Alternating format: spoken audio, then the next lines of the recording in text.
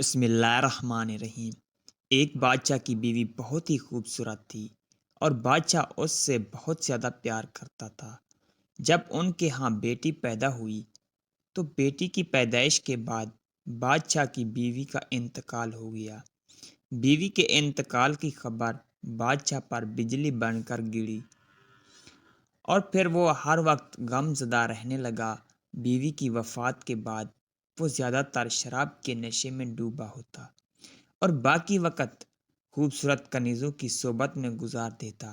وہ شراب کے نشے میں اتنا غرق ہو گیا کہ اسے اپنی بیٹی کی خبر تک نہ رہی، جو کہ اب تک محل کے ملازموں کے ہاتھوں پرورش پا رہی تھی۔ وقت گزرتا گیا اور بادشاہ کی بیٹی 16 سال کی ایک خوبصورت دوشیزہ بن گئی۔ بادشاہ کی بیٹی بالکل اپنی ماں جیسی تھی۔ ایک دن بادشاہ کی نظر اس پر پڑی تو وہ چونک گیا اور کافی دیر تک اپنی بیٹی کو دیکھتا رہا، جو جوان ہو کر بالکل اپنی ماں کی ہم شکل نکلی تھی۔ بادشاہ چونکہ شراب کے نشے میں ڈوب کر اچھے برے کی پہچان بھول چکا تھا، اس لیے اس کا دل اپنی ہی بیٹی پر آ گیا۔ اس نے سوچا اب جو بھی ہو اس سے شادی ضرور کروں گا، لیکن کیسے؟ یہ بات اس کو پریشان کر رہی تھی۔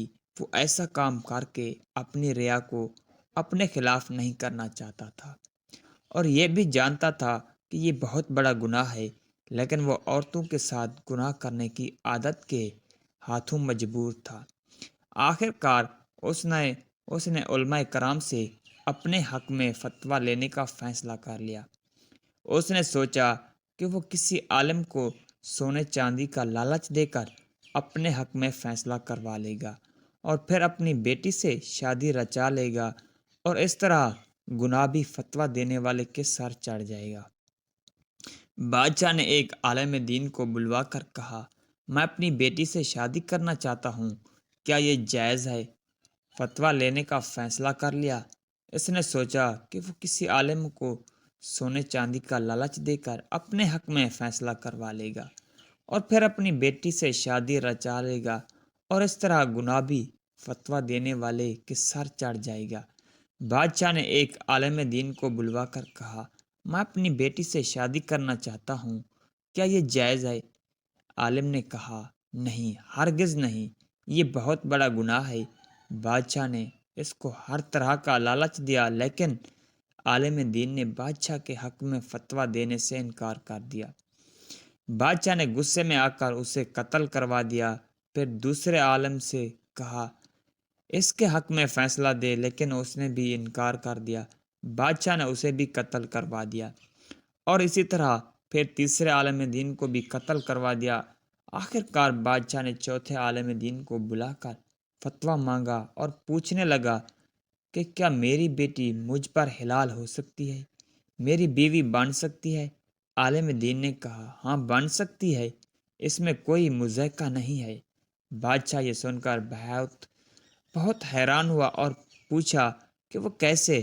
عالم دین نے بادشاہ کی آنکھوں میں دیکھ کر کہا، ارے بادشاہ، اللہ تعالیٰ کے نبی صلی اللہ علیہ وسلم کا فرمان ہے کہ جب تم حیا نہ کرو تو پھر چاہے جو مرضی کرو، جب تم نے بے حیا بن کر سوچ ہی لیا ہے تو تم پر سب کچھ جائز ہے، کیونکہ تم بے حیا بن چکے ہو۔